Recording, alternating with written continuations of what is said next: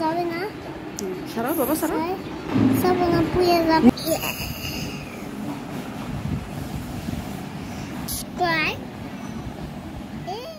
Target ভিত্তিক পড়াশোনায় বেশি ইফেক্টিভ নাকি ঘন্টা ভিত্তিক পড়াশোনা বেশি ইফেক্টিভ? সো হ্যালো এভরিওয়ান, কেমন আছেন সবাই? আশা করি অনেক অনেক ভালো আছেন। Welcome to my channel, welcome to a new study blog. একজন পরীক্ষার্থীর জন্য টার্গেট ভিত্তিক পড়াশোনা বেশি ইফেক্টিভ নাকি ঘন্টা ভিত্তিক পড়াশোনা বেশি ইফেক্টিভ? আমরা যারা বিসিএস পরীক্ষার প্রিপারেশনে আসি বা কোনো কম্পিটিটিভ এক্সামে প্রিপারেশন নিতে আসি, তাদের সবসময় ফেস করতে হয় যে কত ঘন্টা করে পড়াশোনা করছো বা আপনি কত ঘন্টা করে পড়াশোনা করতেছেন। কেউ কেউ একজন বিসিএস ক্যান্ডিডেটের জন্য 16-17 ঘন্টা পড়াশোনা করা উচিত, 12-13 ঘন্টা পড়াশোনা করা উচিত। কিন্তু আদেও কি ঘন্টাভিত্তিক পড়াশোনা বেশি ইফেক্টিভ নাকি টার্গেট করে পড়াশোনা করাটা বেশি ইফেক্টিভ? শুরুতেই বলে নেই, প্রত্যেকটা মানুষের কিন্তু পার্সপেক্টিভ আলাদা। এক একটা মানুষের এক একভাবে হচ্ছে গিয়ে পড়াশোনাটা সে কনজিউম করতে পারে। ধরুন আমার ক্ষেত্রেই আমি বলি, আমি যদি টার্গেট করে পড়াশোনা করি তাহলে সেটা আমার জন্য অনেক বেশি ইফেক্টিভ। কারণ হচ্ছে আমি যখন একটা সিম্পল একটা উদাহরণ দিই, আমি যখন একটা টু ডু লিস্ট সাজিয়ে আমি যখন সেট করি যে আজকে দিনের মধ্যে আমি এটা যে করে হোক এনিহাও আমি এটা কমপ্লিট করব, তখন কিন্তু খুব সুন্দরভাবে আমার দিনের মধ্যে ওটা যতক্ষণ না অবধি আমি কমপ্লিট করতে পারছি ততক্ষণ কিন্তু আমি ওটার মধ্যে লেগে থাকি। তো ফার্স্টেই শুরুতে আমি টু ডু লিস্টটা করে ফেলি, যেটা মনে হয় যে আমি যদি আগে একটা সকালবেলায় যদি আমি একটা রুটিন সেট করে রাখি বা আগের দিন রাতে যদি বেশি ভালো হয়, যদি আগের দিন রাতে আপনি যখন পড়াশোনাটা শেষ করবেন তখনই কিন্তু মাথায় থাকে যে আমার এইটুকু কমপ্লিট হয়েছে, কালকে থেকে আমি এখান থেকে শুরু করব। তো বেশি ভালো হয় যদি আগের দিন রাতেই আপনি আপনার টু ডু লিস্টটা সেট করে রাখেন যে আগামীকাল যখন আমি ঘুম থেকে উঠব বা আগামীকাল আমি এই কাজগুলো আগামীকাল করব। এটা যখন আপনি করবেন তখন দেখবেন যে ওই পরের দিন সকালে উঠে আপনাকে আর মনে করতে হবে না যে আজকে আমি সকালে এখন আমি কি করব, কালকে আমি কতটুকু পড়া শেষ করেছিলাম বা কালকের খাতাটা বের করে আপনার আবার দেখতে হবে না। আপনার তখন সেটই থাকবে, সব কিছু প্রিপেয়ারই থাকবে যে আপনি আজকে এখান থেকে শুরু করবেন। তখন আপনার টেবিলের মধ্যে ওটা থাকবে আর অটোমেটিক আপনার মাথায় কিন্তু চলে আসবে যে আজকে এনিহাও আমাকে এটা কমপ্লিট করতে হবে। আর হচ্ছে ঘন্টাভিত্তিক পড়াশোনার ক্ষেত্রে যেটা হয়, যদি আমি ঘন্টার দিকে বেশি ফোকাস দিই যে আমি এখন সকাল 7টা বাজে ঘুম থেকে উঠলাম, আমি 7টার সময় পড়তে বসছি, আমি টেবিল থেকে উঠবো হচ্ছে 12টা বাজে, ওই সময় হবে কি যে আপনার মনে ধরুন যে আপনার এখন ইচ্ছে করছে না যে আমি এখন পড়বো, তো তারপরেও কিন্তু আপনি এখানে বসে আছেন। কারণ কেন বসে আছেন? যে আমি এতক্ষণ ঘন্টা এখানে পড়বো, এর জন্যই কিন্তু আপনি টেবিলে বসে থাকা। তখন বিষয়টা হয়ে যায় হচ্ছে আমি ঘড়ির কাঁটার দিকে অপেক্ষা করি যে কখন 12টা বাজবে, কখন আমি এখান থেকে উঠব।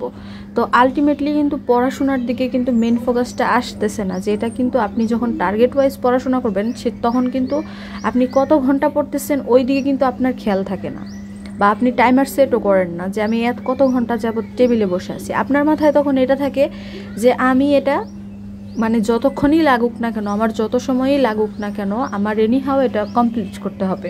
এখন সেটা একদিনে যদি নাও হয় তারপরেও কিন্তু আপনি ওটার মধ্যে লেগে আছেন যে না আমার এটা শেষ করার পরে হচ্ছে গিয়ে আমি নেক্সট টার্গেটে যাব। আর হচ্ছে আরেকটা বিষয় হচ্ছে আমরা যারা হচ্ছে নতুন, যারা এই রেসে আমরা নতুন আসছি, তো আমাদের তো এখন আসলে ঘন্টা ভিত্তিক পড়াশোনাটা আসলে আমরা ওইভাবে এখনও রুটিন মাফিক করতে পারবো না। কারণ আমাদের এখন সবই নতুন, আমাদের কাছে নতুন লেসন, নতুন লেকচার, মানে নতুন সব কিছু।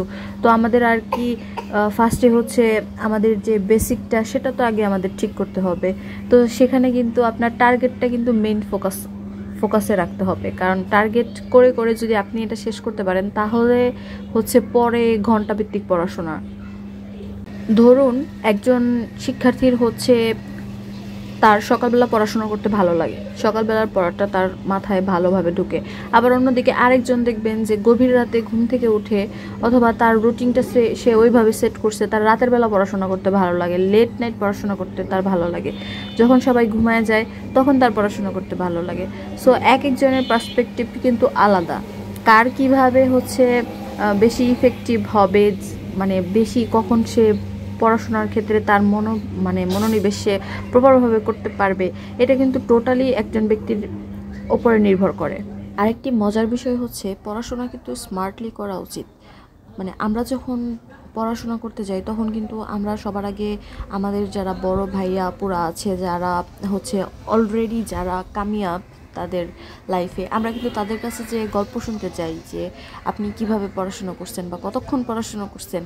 কিন্তু আমরা কিন্তু এইটা কখনো জাজ করি না যে এই মানুষটা যদি প্রতিদিন হচ্ছে 16-17 ঘন্টা পড়াশোনা করলো, কিভাবে সে এতক্ষণ টানা সময়টা কিভাবে পড়াশোনা করলো, এটা কিন্তু আমরা কেউ বের করতে চাই না।